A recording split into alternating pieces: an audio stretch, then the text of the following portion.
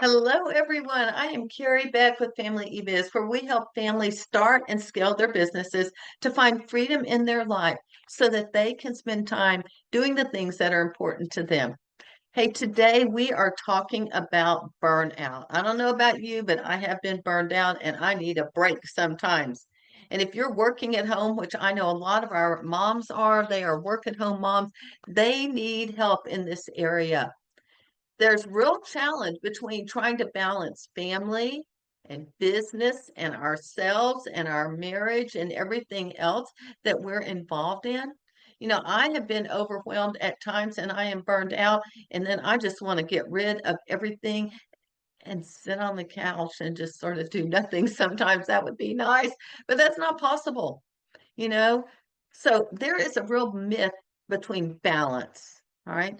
Balance is good. There are times we need a balance between all of them, but I also think it's more important that we know where our goal is.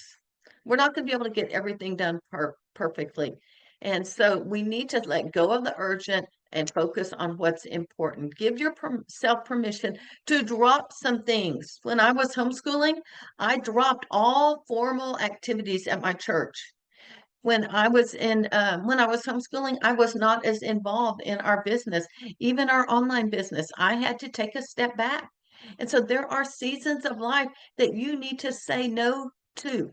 And if you can say no to things, the right things, then you can avoid burnout. Let's talk about a few things that we could do. And I would like to, first of all, I was looking at my notes. Where is that? Um, okay, I don't quite see what I was looking at. I do think you need to set realistic expectations and give yourself grace. So if you've got a to-do list this long, you need to simplify it. And you can't get all those things done. And if you have a way to organize them, so always the most important thing is at the top, great. Use Trello. That's a great way to be able to do that as well. Also, give yourself grace because good is good enough. I've mentioned this recently. That's Dan Kennedy. That's what he taught me. Now, we've talked about that in business, but let's talk about this with business, family, home, marriage, all the life. Maybe you aren't going to have a perfectly clean bathroom or kitchen. Whoa, yep. And maybe you aren't going to do all the work yourself and you're going to buy one of those vacuum cleaners that's a Rumba. And I do that all the time. I close the doors and it does the whole room. And then I move to the next door, next room. And so that has been a life change for me. Is my house perfectly vacuumed? No. Is it perfectly dusted? No. Maybe when it comes to meals, you need to pay for a meal service that sends meals once or twice a a week. And then it's not perfect, maybe according to what you are thinking, but it can really help you as well. So good is good enough. Do what will work with your family. Let go of the guilt when you need to focus on business. Let go of the guilt. You let go and let the vacuum cleaner do its work. I think it's important too that we do have priorities. Yes, I personally believe that family is more important than business. And yet there are times that I have to focus on business. My family, my kids, when they're growing up, especially, they were not the focus of everything in our life. We did not spend 24/7 together. They were allowed some freedom. They spent time with their friends. I worked my schedule, realistic expectations, so that I homeschooled in the morning. We ate lunch together. They had independent work time in the afternoon and then went off to whatever activities or friends to play with. That afternoon time was when I could get some work done. When the kids were little, I only really worked one afternoon a week. I remember being right here in this room, sitting at a desk that was here, and it was back in the day where you had paper spreadsheets, and I did all the bookkeeping on a little calculator and those paper spreadsheets when my kids were taking a nap or reading a book quietly in their room. That was just the way we did it. And this was sort of a rhythm. So I think it's important. We don't get into like this perfect schedule. It was a rhythm. So on Tuesday afternoons, maybe my kids went down for a nap 30 minutes late.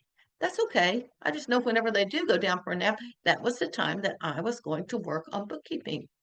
And so get out of the idea of we've got to have everything on a certain time schedule, and it's more a rhythm. We get up for us, we get up, we eat breakfast together, homeschool, eat lunch together. They worked independently, I could work. Were the times all the same every time? No. And that was more when, especially when they were older in junior high and high school, I had a lot more freedom. So, realistic expectations, give yourself grace, go through rhythms, and then I would encourage you to involve your kids and maybe your spouse in the process. Our kids worked in our business. You've heard me tell this, and they could do all sorts of things, sometimes better than me. As I was like, how do we ship this thing? Where's that shipping thing? Because they had been doing it every day, and I just come in once a month to fill in, and I had to figure it all out again, what that shipping platform was. So they could do that. When they could drive it to the post office. Another thing is letting your kids help around the house. I did not want my kids to leave the house without knowing how to clean a bathroom or a kitchen or make their bed or, cook a meal. They all knew how to do those things. Did we teach them all everything at one time? No, it was gradual. But because they could help me in those areas, that freed me up to have a little bit more time to focus on business when I needed to. It took that burnout opportunity away. I was able to avoid burnout because I was not doing everything. All right. Give yourself grace, but then also don't expect yourself to do everything. And then I do think it's important that we take care of ourselves. We need to get enough sleep. We need to eat right. We need to get exercise. Now you may go on, oh my gosh, that's way too much. Not necessarily. I mean, you can go to bed at a decent hour. And if you know your kids, like one of my grandkids, I don't know what time he's waking up, but before daylight savings time, he's getting up at 5:30 in the morning or 6:30. I don't know. His little dog clock had to be green, and I think that was at 6:30. And when it was just me at home and his parents were at the hospital, I was like, is your dog green? And he'd say no. And I'd say, go back upstairs and play in your room because it'd be like 5:30 or 6. And he would go up there. And that gave me time to take care of myself. I could read my Bible and pray. I could prepare for the day, check on my little Facebook ads, make sure they were doing well, and just sort of get going. I would also journal. I've started journaling a little bit in the evening before I go to bed, doing my gratitude journal so that I go to bed thinking about what I am grateful for. So, what are some other things that you could incorporate into your day now to recharge without guilt? Go for a walk. Right now, it's springtime. It's beautiful outside. I would get up. Now, I was even in the snow in the winter. I would get up before everyone in the family and I would go for my walk. I needed that time. I wanted that time. I needed some time to just think and pray. Sometimes I listen to a podcast. It just really depended. Have a quiet coffee break. Again, I would do that in the morning, but if your kids go down for a nap, my mom is religious on this. She takes a break. Now it's about 4 o'clock, but I think when we went down or we were by ourselves, she would fix herself a cup of tea and just take a break.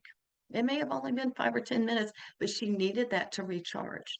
And then journaling, reading, finding a hobby. Don't only do work, find other things that are your hobbies. So that's a lot, that everything, but realistic expectations, give yourself grace.